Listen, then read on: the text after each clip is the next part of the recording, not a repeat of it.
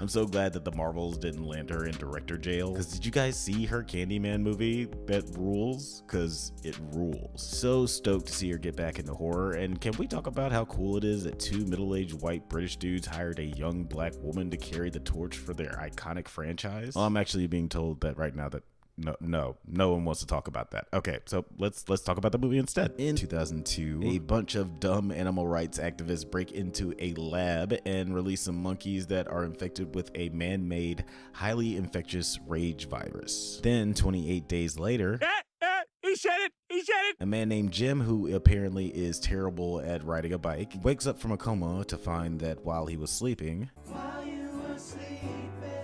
the virus has broken out all over the UK. But unlike other zombie movies, it was contained because it's one big island. Because the infection takes a hold of the host so fast, there's zero chance of someone getting on an airplane or a boat without realizing that they were infected. The infected being contained to one country is also cool when it's revealed that life is just kind of going on as normal everywhere else. I remember I had been to a country that was suffering some very intense kinds of hardships.